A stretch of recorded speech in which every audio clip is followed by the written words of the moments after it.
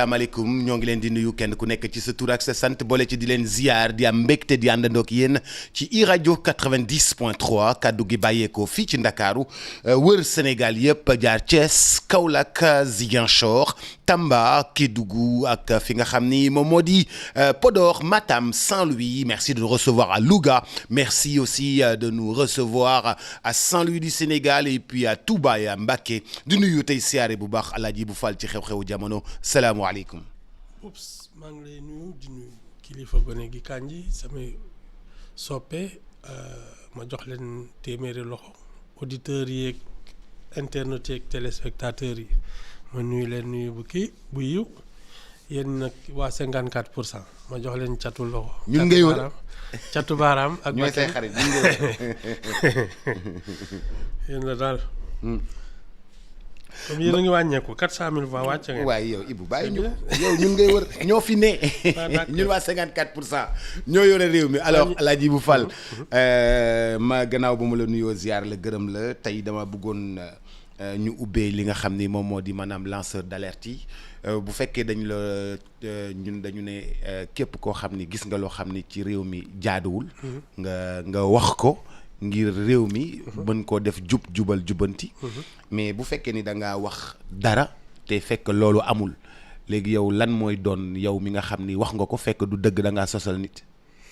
Ah c'est de la diffamation diffusion de fausses nouvelles ak yooyu loolu moom de toute façon man xam nga li ma waxoon ci lanceur d'alerte yi du deñ Boubs informer c'est un métier dañ koy jàng. Tu peux pas informer un public sans avoir été formé pour ça et j'ai dit gis nga jamono ji ñu toll nii nga xam ne dëkk bi grand place à ciel ouvert la ku nekk da ngay dugg ci grand place à ciel ouvert. mooy réseaux sociaux yi xam waaw et puis ñun ñii rek ci mbedd mi ci la ñuy nekk di wax ay waxi jàmbur yoo xam ne su ñoo nekku ci et ça va partir dans tous les sens xam nga Boubs il faut pas encourager la délation pour une raison très simple Boubs dañu nekk ci état boo xam ne tu as des corps de contrôle tu as des procédures administratives tu as des tribunaux tu as une presse que chacun fasse son métier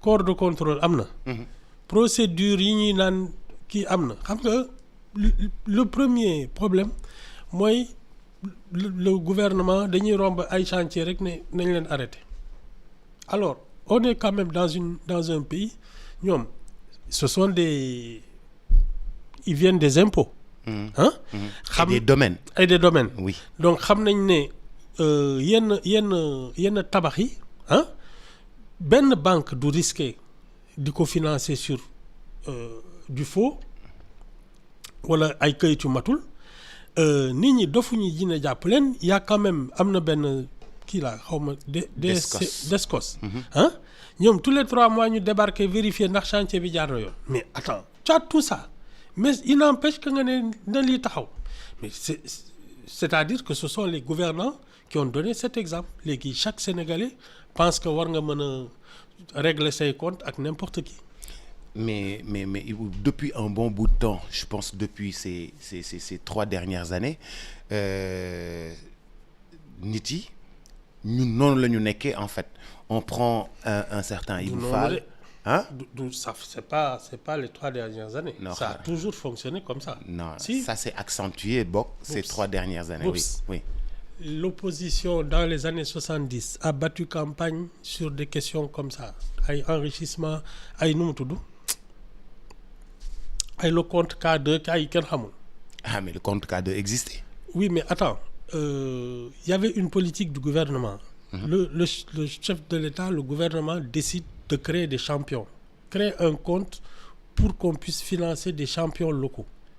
Boubs loolu. dañ leen doon lebal xaalis. Oui. À partir du compte K2. Oui. di financer seen ay activités ak yooyu. Mais Boubs on en a fait benn battage médiatique. mais Ibou. te xam nga naka la mujjee. parce que Babacar Ba qui était le ministre de tutelle. moom moo doon superviser. le compte K2. le compte K2 kii moo doon directeur bi Famara Sagna. étant donné que loolu daf ko mayoon gëdd xam nga naka la ñu mujjee Abdou Diouf moo ne nañ ko def sous sa tutelle et il a fermé le compte. Il a fermé le compte. Oui foofu la affaire bi yam parce que justement ça donnait de l'envergure à Babacar. Un homme politique. C'est ça.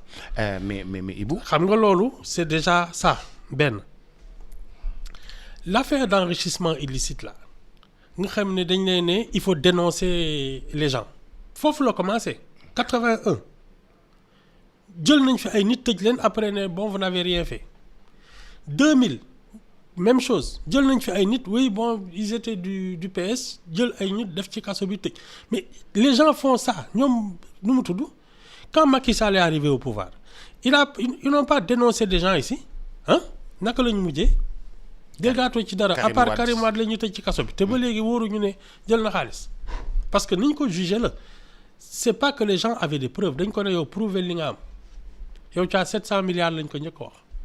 ñuy wàcc jël def ci kaso bi non mais attends Boubs on a toujours fonctionné comme ça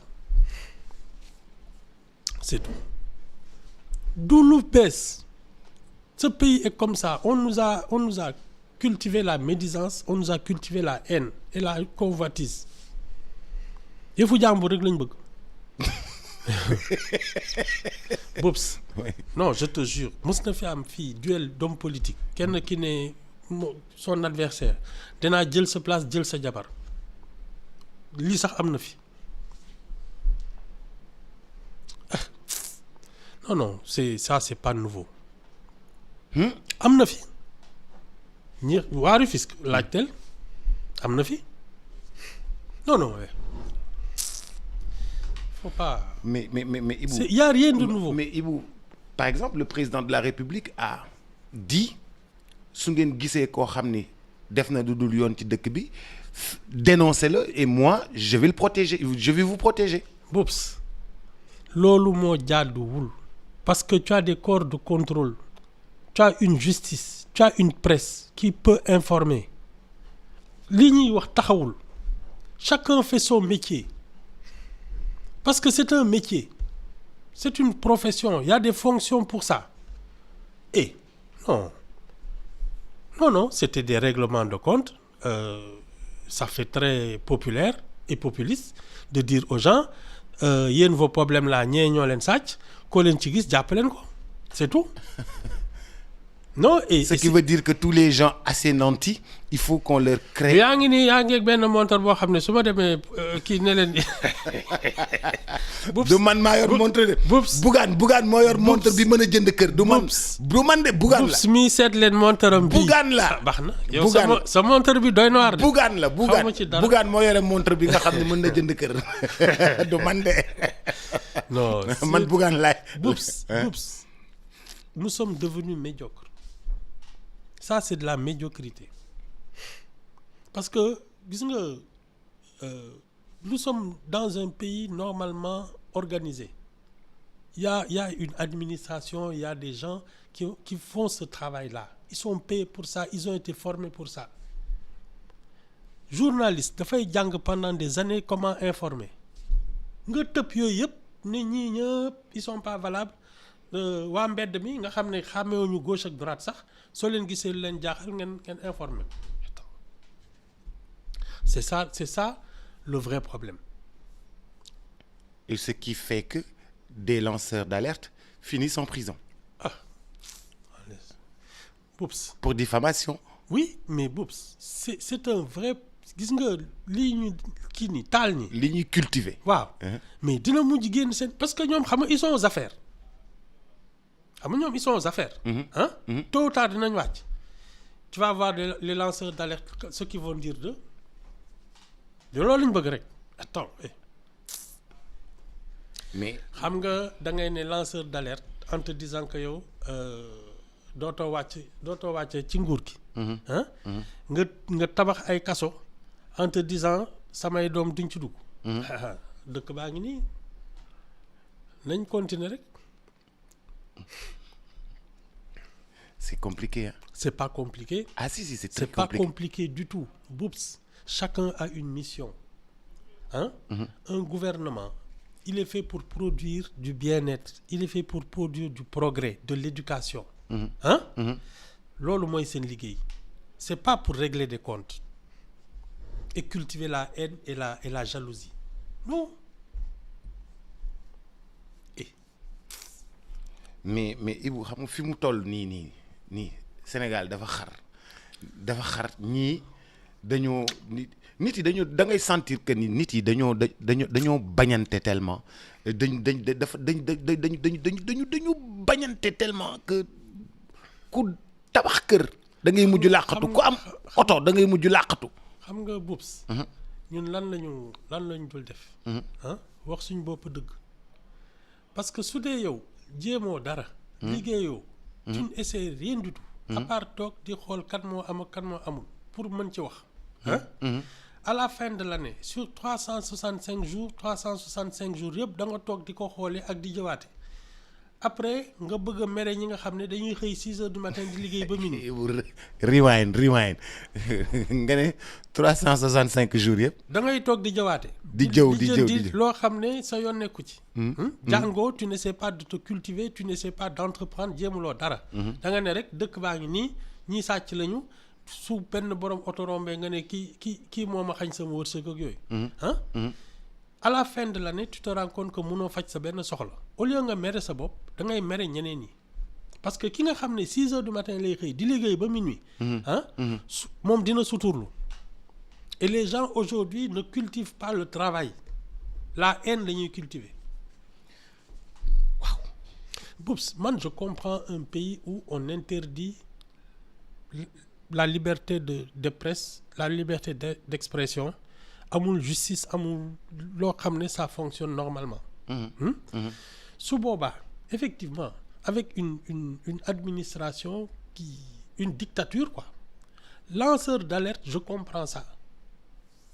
Dans un pays où il y a pas de presse il y a pas de corps de contrôle il y a pas de magistrat il y a rien nit ñi dañuy def leen neex lanceur d'alerte je peux comprendre ça. mais bu Sénégal looy doy lanceur d'alerte chaque jour les gens publient des informations des gens dont c'est le métier tu vas faire quoi avec un lanceur d'alerte? Mais les gens n'ont pas plus trop confiance en la presse parce que dañuy wax loo xam ne. après la presse a confiance en elle. Ça c'est le plus important mais dafa am ñu ay information yuy génn yoo xam ni du ay vraie information ou bien c'est de la propagande boo xam ni moom la ñuy véhiculer. Chacun fait son métier comme il l'entend. ñi nga xam ne ils ont décidé de faire du journalisme. Boubs ñu ngi koy def ñi nga xam ne leneen la ñuy def tam c'est leur droit le plus absolu. propagande la ñuy def c'est leur droit. Oui. C'est leur droit. Il y a toujours eu des journalistes qui soutenaient des partis politiques. am na benn journal xaw ma nu mu tudd en France. journalu parti communiste yi. parti communiste yi xam ne chaque année day organiser nganam fête. Alors tout le monde sait que ce sont des communistes. Ça c'est pas un problème. L'essentiel c'est que nga assumer ko parce que parler des faits. Défendre des opinions c'est une chose. comme CNews ak extrême droite ni ñu jegeyanto. waaye boobu nu mu xaw ma. CNews ak extrême droite bu France nu ñu jegeyantoo rek. waaw. su la neexee. mais boobu que ce soit basé sur des faits réels. après su la neexee lu la neex nga commenter. tu as le droit d'avoir une opinion. Éditoriale c'est pour exprimer une opinion. Ligne éditoriale bi c'est pour exprimer une opinion. Un éditorial, oui. Une ligne éditoriale, elle exprime une position dans la société. Donc il y a pas à se dire non le problème bi mooy est-ce que li ñu bind soo leen yóbboo tribunal on va les condamner pour diffusion de fausses nouvelles loolu mooy wax ji et je ne pense pas fii journaux yi nii. xëy na dañuy bind la naqari te mënoo ci dara diffusion de fausses nouvelles moom mënoo leen ci topp. Waaw. mais yow daal lanceur d'alerte yi. du c'est pas une bonne chose. Non c'est pas une bonne idée. Moi je comprends un contexte boo xam ne toutes les libertés sont encadrées. waaw même interdites mënoo bind mënoo def dara ça je comprends mais Sénégal non je suis désolé. Sénégal nit yi am nañu liberté wu bind et tout. Tu peux exprimer ton opinion contraire au pouvoir en place depuis que le Sénégal est Sénégal loolu am na fi. ñoom Cheikh Anta Diop dañ taxawoon fii seen kii taxaw journal boobu c'était un journal d'opposition jaay doole beeg xare beeg yooyu yëpp c'était des journaux d'opposition ànd soppi c'était des journaux d'opposition soppi c'était un journal d'opposition à nos bons jours même les ñoom Lamine Gueye ak yooyu les premiers journaux Lamine Gueye il a racheté le journal de Carpo xawma benn député loolu la duggee ci politique bi il y a toujours eu des journaux d'opinion là le problème c'est que à part Le Soleil nga xam ne il recrutait des journalistes professionnels formés ak yooyu à partir de la vague là d'abord le politicien moom moo fi njëkk dem dans le privé ak ay journalistes satiriques sinon c'est la vague des hebdomadaires là ñu comme enfin mensuel sax la ñu commencé Walfadjri Sud ak yooyu ñoom ñoo fi njëkk a def des journaux avec des journalistes professionnels parce que yeneen journaux yi c'était pas des journalistes c'était des militants ñoo doon bind. Mais ils exprimaient des trucs, ils allaient chercher de l'information et ils exprimaient ils commentaient ak yooyu mais ça boups ils en ont le droit. Si ça t'engage te li ngay wax amul luñ ci mën a weddi. C'est basé sur des faits. Mais tu as le droit de penser ce que tu veux. Mais que ce soit basé sur la vérité. Loolu damay wax ci. Non, nous ça ne sert à rien d'avoir des lanceurs d'alerte, on n'est pas en dictature. Lu ci mënti wax nag c'est pas parce que dirigeant est baax c'est que Sénégal moo bindoo noonu les gens ne se laissent pas faire.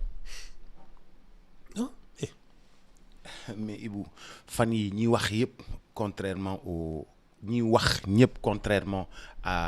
régime actuel ils sont passés en prison ou ils font un séjour en prison ou ils vont voir le juge. Du fi mbañ. Non.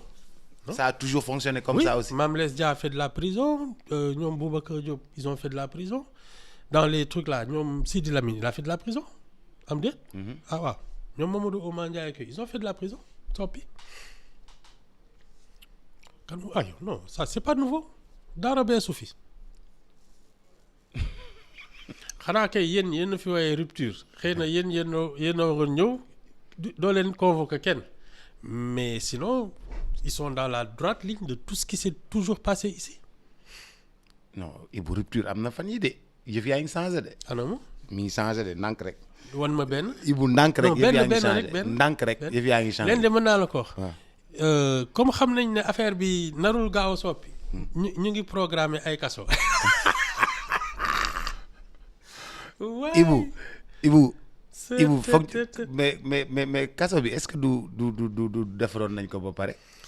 En tout cas ñu ngi koy bàkkoo man de je te dis su ma wóoree ne l'éducation nationale va fonctionner à plein régime.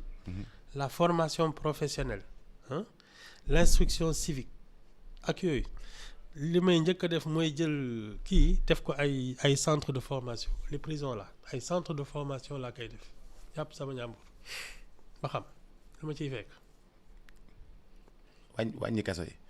da nga koy supprimer laa la wax ban wàññi. moom ngay def ay centre de formation. Tu sais tout est dans l'état d'esprit gis nga li nga ji mooy sax les gens qui commettent des infractions il faut les faire payer.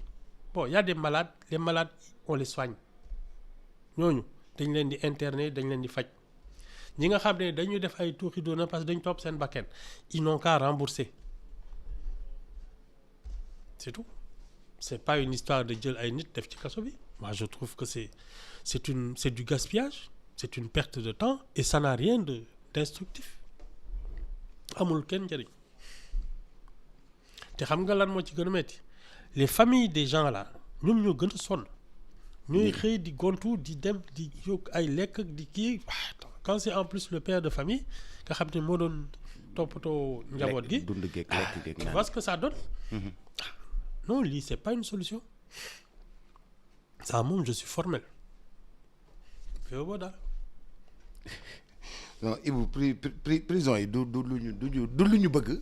Mais dafa bokk dans la marche de la société moo tax ñuy def mais du lu ñu bëgg en fait. sama benn mbokk nee na ma journalu communiste yi nee na l'humanité la tudd c'est vrai c'est ça. L'humanité en France waaw l'humain waaw. Ouais, c'est ça. Ibou bu ñu génnee ci chapitre lanceur d'alerte yi. La ville de Dakar la ñuy ñëw. taxaw. Ibou malgré convoitise bi ville de Dakar am. nga xam ni politiciens yëpp dañ koy bëgg a gagner. mu nekk ay au centre des enjeux politiques. Comme ni nga ma ko jàngale woon y a presque 2 ans waaw. yaa ngi may tuumaal de. yaa ma jàngaloon y a presque 2 ans. boog yaa ma waxoon boog y a presque 2 ans. enjeux yi nga xam ne moo nekk ci capitale bi mais malgré cela de Mamadou Diop man bu ma fekkee de Pape Diop bu ma fekkee de Khalifa Sall bu ma fekkee. à Barthélemy Diaz. bu ma fekkee tey le maire Taw Senghor. Taw Senghor Samba Gueye. après ay Clédor Sall y a eu Clédor Sall Lamine Diack ak yooyu. defar bi amélioré wuñu lu bëri la ville dans sa configuration ci aménagement c'est peut-être gouvernement bi mais ni yeneen capitales yi par exemple di setee di ko rafetee ñun setee wuñu noonu est-ce que c'est les hommes ou c'est la gestion? C'est la vision. C'est la vision. Waaw, c'est la vision. Boups, xam nga une ville a une âme. Une ville a une histoire, a une âme et a un profil. Ñun par exemple, quand tu veux être maire de Dakar, il faut savoir que tu es à la pointe de l'Afrique occidentale, que tu as un passé colonial, que tu as une position géostratégique qui fait que tu peux être une plaque tournante. D'abord. Waaw. Et que c'est la porte d'entrée et la porte de sortie. Pour l'Afrique, c'est la porte de sortie. Pour l'Atlantique, c'est la porte d'entrée. Soo bëggee nekk le maire d'une capitale comme ça, il faut que d'abord loolu nga góox ko ba nga xam ne tu as un profil. Quelle est la vocation de Dakar? Et ça, en général, c'est dans la ni ñu koy nan laa koy mën a expliquer, c'est dans le profil même de la République. Parce que c'est la capitale qui sert de locomotive. Ñun, par exemple, nous sommes une puissance diplomatique. Mais xam nga est-ce que xam nga ne suñu position géostratégique bokk na ci. Il y a eu bien entendu l'histoire qui a fait que fii la ñu defaree école yeeg infrastructure yi parce que Dakar c'était la capitale de l'AOF. xam nga li ma la wax. Ensuite dañ ko commencé woon def une sorte de carrefour des industries de transformation, première transformation. ñu jël suñu indépendance, on a eu un président de la République qui avait une vision de faire de ce pays un carrefour de rencontres intellectuelles et culturelles. Boops, loolu soo ko xamee tu sais comment aménager Dakar. Par exemple, ñun fii on vient de la sous-région pour jàng si. Tu dois pouvoir savoir que il y a de vraies cités étudiantes pour le tourisme scolaire qui peuvent ceinturer l'université. C'est-à-dire que il faut réfléchir à ce qu'est la ville de Dakar et ce qu'est le Sénégal et la ville de Dakar dans le Sénégal. Noonu nga koy aménager. Il suffit que nga xam dëkk bi lu mu doon pour xam ndax da nga fiy def ay tali, da nga fiy def ay immeubles wala da nga fi leneen nga fiy def ak ay centre culturel ak ay yooyu. Mais su dee yow da nga foog ne nit ñi dañuy dànkalikoo ngay xëy bés di créer ay quartiers yoo xam ne finalement doo tayal nga ko utal tur sax tuddee ko Parcelles Assainies nit ñi juugoo fa. C'est ça en fait. Ça da ngay am identité. Une ville a une identité. Saint-Louis a une identité. Rufisque aussi. Dakar aussi. C'est-à-dire toutes les villes là. li tubaab yi defar nga may wax de.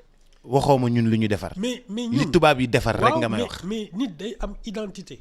Kaolack. C'était quand même le cœur du bassin arachidier. Tu penses que les industries, toutes les industries qui tournent autour de l'exploitation d'une économie agricole, disons ça comme ça, plus généralement, mais moi, mon nekk la vocation de Kaolack wala du loolu ak Diourbel. Ce contexte ci ngay identifier ne dëkk bi lii mooy vocation. Dakar aurait dû être une ville avec des boulevards de la haute couture. Quand je dis haute couture nag du dem jëli ay tubaab ñu installer seen ay boutiques former ñun ñi nga xam ne les gens viennent du monde entier parce qu'ils se disent ce que tu achètes à Dakar tu ne peux l'acheter nulle part. Loolu moo doon vocation à un moment William Ponty loolu la doon xaw a nuru tuuti mais on n'est pas allé assez loin parce que dañ jékki-jékki changer complètement de kii sur William Ponty. Boups, il y avait 4 librairies et 2 cinémas. 4 librairies et 2 cinémas. Oui, sur William Ponty. 4 librairies et 2 cinémas. mujj gi léegi ay kii nga fay fekk nu mu tudd ay shawarma ki ay yooyu. Les librairies ont disparu, les cinémas aussi. Pour te dire à quel point léegi lekk rek on a faim. wàcc ma waay. du caaxaan. Oui, il y avait 4 librairies sur William Ponty. ñu bàyyi lecture bàyyi cinéma on a faim. Il y avait sur Place de l'Indépendance, il y avait un théâtre, Daniel Brottier. Tu avais un autre cinéma, Place de l'Indépendance, Le Paris. Soo duggaatoon tuuti, tu avais le Palace cinéma. Mais Ibou xam nga balaa ngay dem cinéma dafay fekk nga suur. ñun comme dañoo xiifoon amuñu woon lu ñu demee cinéma. Oups, xel mooy suur. Non dañoo amul lu. ñun on a des problèmes d'existence nga ñuy wax kaa leen dem seetaan cinéma. C'est pas vrai xam nga lu tax. xoolal nit ñi su leen dara ñoree muy xew muy tabaski wala kii. tu as vu ni ñu ciy sonne. coono bi ñuy def ci jënd benn xar ak benn basin tabaski. suñ ko defoon toute l'année leur qualité de vie aurait le niveau de la tabaski tous les jours. Ils mangeraient à leur faim, ils s'habilleraient bien. Mais da ngay foog ne benn yoon ci at mi nga war a baax. benn yoon ci at mi nga war a solu. waaw benn yoon ci at mi nga war a lekk yàpp. waaw soo ko jàppee noonu kay doo dem fenn. C'est ça nous notre problème.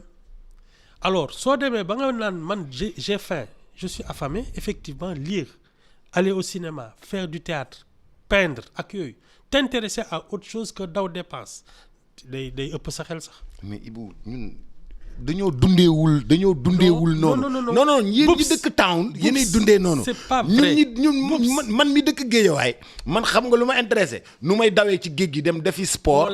ñëw dem boulangerie Rima 3 jënd sama camp sama mburu def ci kii lekk ñëw tëdd wala su ma amee lu ma liir ko mais mënumaa ñëw ba Daniel Brottier seetaan si théâtre du ma am passe bu ma ñibbee ñun dañoo bokkul yéen ñi dëkk Dakar ak ñun ñi dëkk banlieue bi bokkuñu ni ñuy gisee. bokkuñu ay priorité ak ay problème. Bobs waaw. c'est dans la tête que ça se passe xam nga lan moo xew dans les années 80 entre 80 et 2000. On a dit aux Sénégalais, ce pays est en ruine, vous êtes pauvres. Ñun on vit de l'aide. Loolu su ko gouvernement dugalee ci boppu citoyens yi, c'est terminé. Parce que tu n'as pas besoin de monter une pièce de théâtre. Ça ne demande rien. Lu dul nga toog ne on va exprimer nos talents. Mais pour seetaan théâtre waa Géejawaay la war a toog bubs jarul muy paas parce que fii dañ doon nu mu tudd ay cercle ay nawetaan nii. dafa doon am ay troupe yoo xam ne bopp ci koñ bi ngay toog baare koñ bi nit ñi installé benn kii podium mu dem ça coûtait rien du tout. C'est que on a mis dans la tête des Sénégalais qu'ils sont en pleine survie. xam nga lan moo la gën a wan ne ñun dañ ko dugal suñu bopp mu sax ci. Y a eu un personnage de bande dessinée. góorgóorlu Bobs. saa yu xëyee. nee na day dawi dépense soo amee dërëm soo amee benn coup nii. cere ganaar laal mooy kiyam toute son ambition mooy lekk cere ginaar. les Sénégalais c'était le góorgóorlu. c'est ça. Alors ça Bobs c'est un matraquage psychologique. c'est un matraquage psychologique parce que ñun ñii notre potentiel il est supérieur à beaucoup de pays dans le monde te ñooñu au même moment en 60 ñoo bokkoon départ ñoo leen gënoon demin sax mais quand tu te mets dans la tête que yow mënoo dara tu es pauvre et que tu es incompétent parce que c'est ça qu'on nous a dit pendant 20 ans mais bu xoolal les trucs de financement là qu'on a créé dans les années 80 ba 2000 dañ ñaata lañ lay lebal ay 25000 ay 50000 ay 100000 ay 200000 pour monter une affaire. mooy kii nu mu tudd microfinance yi. waaw ay 25000 ak 50000 la. waaw tu te rends compte non. mais Ibou microfinance loolu la mën a leble et puis boo amul garantie loolu lañ lay lebal. Boops tu dis par exemple comme ça ton objectif est de financer 1000 personnes dans l'année. 1000 personnes à disons 200 000 maximum. Mais boobu c'est 200 millions. Seulement. waaw léegi société bu am 200 millions de départ tu crois qu'elle ne peut rien fabriquer jël ay nit ñii benn par benn di leen jox ay 100 000 ak 150 000. doo dajale 100 personnes ne leen da ngeen di monter benn kii jox leen 200 millions. waaw léegi Ibou ñun li ñu mës a lebal yëpp Ablaye Wade li mu leble gis nga fu mu mujjee en lambeau xaaral rek. directeur bi am problème. ñu war a rembourser am problème. ñu changer directeur bi am problème. ñi mu lebal ñëpp dañoo am problème. xamal Macky Sall ñi mu lebal ñëpp dañoo am problème. waaw xam nga lan moo tax. waaw il faut commencer par le commencement. c'est-à-dire. former les gens à des compétences. Boops mënoo jox nit xaalis te xamoo lu muy liggéey lan la. tu ne connais pas ses compétences mais nit bu bindee projet xam nga tamit da ngay dem si angle bi tam kenn bindal la projet nga ñëw ñu jox la xaalis lebal la. tu sais il faut commencer par la formation wóor na ne fii formation bi elle est en faillite ñun fii toutes les écoles devraient apprendre aux gens des métiers su boobaa nag tu peux regrouper 10 ou 20 tailleurs. ne leen vous allez faire une entreprise de confection. Voilà. Des couturiers diplômés nga xam ne kii ak un manager ak yooyu tu en prends 10 ou 100 ñi ngay def 25000 wala 100000 tu leur fais monter une usine mais benn nit ñi di ko jox pour faire quoi te xamoo sax moom lan lay liggéey waaye da ngay def benn poulailler attends parce que fii ay yooyu lañ lay wax ay benn poulailler ak benn. nga dugal poulailler def 100% feebar ñëw 83% yi dee. non mais et puis tu ne sais même pas parce que yow doo vétérinaire doo dara dañ la jox kii rek nga ne ganaar mooy dox nga dugg ci mais boobu ça s'apprend da ngay c'est le problème. c'est que on a donné tant que formé wuñ la bu ñu la joxee xaalis. da lay xaalis bi da lay jural problème. c'est ça. tant que formé wuñ la bu ñu la joxee xaalis bi da lay jural problème. te yemul ci formé. il te faut aussi une expérience professionnelle parce que mën nga am formation bi nii mais après c'est l'expérience qui va faire que tu vas cultiver ton talent tu as toujours parce que suñ leen regrouper par nu mu tudd par corporation mais boops ñu jàng ni ñuy associer parce que nous notre problème c'est qu'on ne sait pas s'associer xamuñu naka la ñuy dajaloo. Mais ma dernière question bi moi j'ai été témoin parce que je suis présentateur chaque fois dañ may woo ma ñëw présenter j'étais témoin ñu jox ay nit ay chèque gu 17 millions ay chèque gu 15 millions ay chèque gu 19 millions ay chèque gu 22 millions ay kii nii 4 ans ou 3 ans même pas 3 ans plus tard nit ñooñu nekk ci ay bor nekk ci ay problèmes fekk gouvernement bi financé woon na leen ba pare. mais c'est ce que je te dis. Oups. nit ñooñu nekk ci ay problèmes yu doy waar. il faut commencer par la formation. te pourtant ñooñu ñu koy jox amoon nañu métier ba pare am nga métier bi nga ne par exemple je suis dans tel secteur. ñu gis ni yow yaa ngi ciy liggéey depuis 10 ans. nga monter sa affaire. ñëw gouvernement bi jox la chèque. pour accompagner la. bàyyee la 1 an boo xam ne da nga koy liggéey ba pare ngay soog a fay. te munoo cee génn. ah c'est que tu as pas de talent. waaw mu lay talent nag moom mënoo ci dara. Non, je crois d'abord à la formation. Ensuite, Boups, il faut quand même, parce que xam nga ñun on a tout, comme on dit, hein, individuellement nii. On a le nez dans le guidon. Maanaam ñun amuñu une vue plus large de ce qu'est l'économie nationale accueille, avec les besoins. C'est par là qu'il faut commencer. C'est-à-dire ñun dañu war a toog di naan par exemple fii verre amu fi. waaw. te am nañu la matière première. Former des gens et les installer parce que ça c'est un besoin. Mais soo bàyyee nit ñi nii planification dafa am. Boups élite dañ koy programmer former ko ba nga xam ne toi tu es sûr que sur 25 ans ñii ils vont régler tel problème. Nous on sait à peu près Sénégal lan moo fi am. À partir de là génération yi di ñëw surtout dañ leen di orienter foofu. Tu les formes et tu signes un contrat avec eux. Tu vas te former, je te paye ta formation et tu reviens. Ah. Tu travailles au moins 5 ans pour le gouvernement. Tu rembourses ton... Tu rembourses, Oui. t'as toute ta formation, après tu peux être libre. C'est ça. Mais jël nit ay demul la fenn demaloo ko fenn. nga xëy bés bon parce que dëkk bi neex na on est pas loin des élections ñu ciy def du show mais boobu gars yi soo leen joxee xaalis dañ koy noose. bàyyil boo leen joxee xaalis dañ koy noose. moo fi am fii ndegam nit ñi ñooy commencé démarrer benn affaire mu dox tuuti rek ñu commencé di changer train de vie di dugg di génn au lieu ngay investir ngay wër àddina bi di dem ay màkk di ñëw di tabax ay kii di takk ay jabar lu ne nga dugg ci ton entreprise s'effondre parce que ay industrie gi ça peut aller sur plusieurs générations da ngay gis koo xam ne moom mooy sanc ah dem ba mënatul doom ji jël.